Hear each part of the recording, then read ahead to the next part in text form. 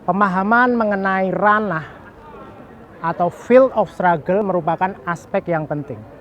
Yang pertama, ranah tersebut harus kita pahami sebagai sebuah arena yang mempunyai karakteristik bersifat hierarkikal sekaligus plural.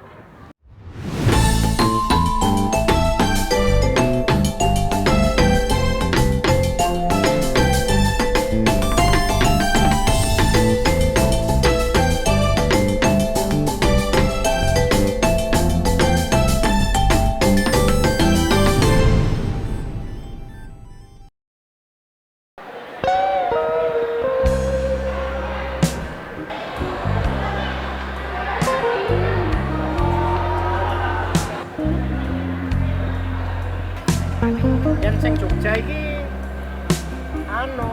tapi serano footage ya. Jazzy fusion Jazzy itu ngono kan. Kuwi disebut jazz, ngono lho. Memahami mengenai musik tidak bisa kita lepaskan dari konteks sosial kultural historis yang melingkupinya, termasuk juga mengenai arena-arena yang spesifik dan juga saling beririsan satu sama lain di mana musik tersebut beroperasi.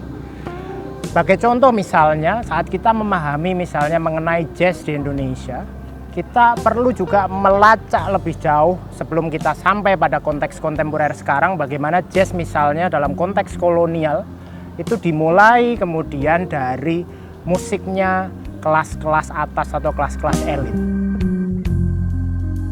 Sebagai sebuah genre musik yang tumbuh dari lapisan elit, maka kemudian jazz pada era kolonial juga mempunyai implikasi pada ruang-ruang seperti apa di mana jazz tersebut dimainkan. Artinya kemudian pada waktu itu jazz sebagai sebuah musik itu sendiri juga terbatas pada ruang-ruang yang lebih banyak juga dihidupi oleh kaum-kaum elit tersebut.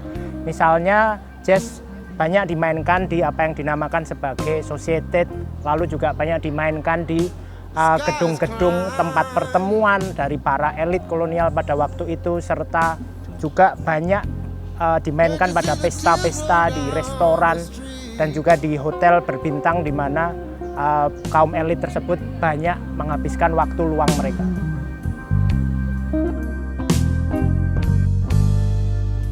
Pada era kolonial, media yang juga turut menyebarkan dan memainkan musik jazz tersebut juga identik dengan media-media yang dipunyai oleh kelas-kelas elit itu. Misalnya pada waktu itu radio dan juga gramafon itu menjadi media utama dalam memainkan musik jazz tersebut.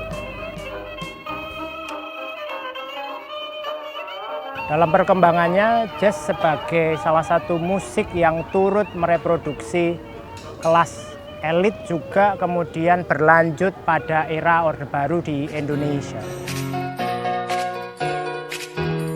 Dalam hal ini, secara interpretatif kita juga dapat mengatakan bahwa jazz pada era Orde Baru tidak dapat juga dilepaskan dari imajinasi-imajinasi mengenai modernitas tersebut. Terutama modernitas yang mewujud pada pembentukan manusia-manusia Indonesia yang rasional dan modern.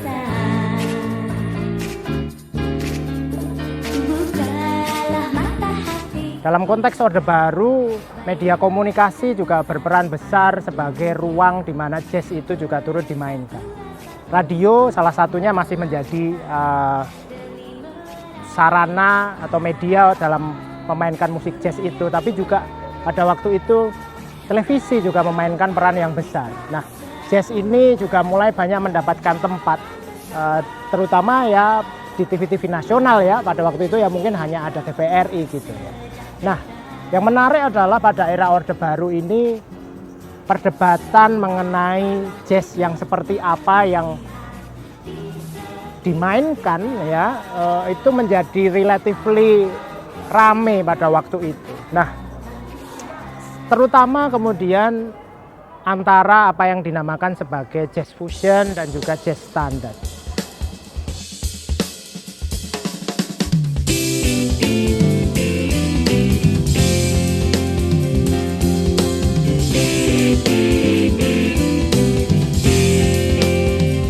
Nah, jazz fusion ini pada era Orde Baru yang menemukan masa keemasannya karena itu menjadi musik jazz atau genre jazz yang yang paling populer pada waktu itu.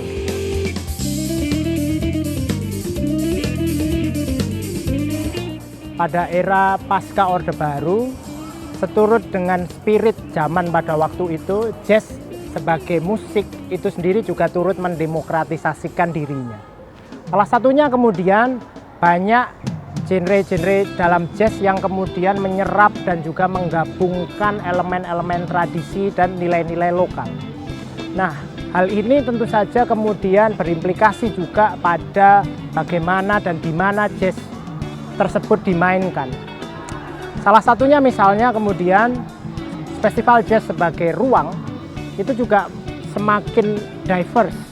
Tidak hanya dimainkan di universitas, tapi juga kemudian menjangkau ruang-ruang yang lain yang lebih bisa diakses oleh masyarakat banyak.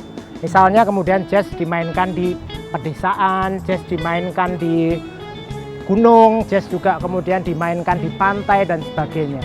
Hal ini saya kira menunjukkan kemudian bagaimana pada titik tertentu jazz ini menjadi semakin populer ya, popularizing, tapi bukan berarti kemudian jazz ini juga bisa dinikmati oleh semua kalangan, tapi dimensi kelas sosial ini juga terus hadir.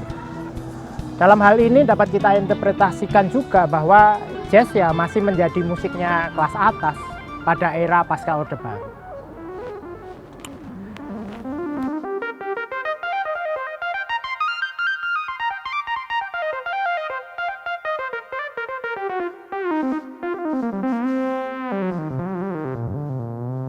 Secara teoritis, dalam mengkaji mengenai musik, pemahaman mengenai ranah atau field of struggle merupakan aspek yang penting. Yang pertama, ranah tersebut harus kita pahami sebagai sebuah arena yang mempunyai karakteristik bersifat hierarkikal sekaligus plural.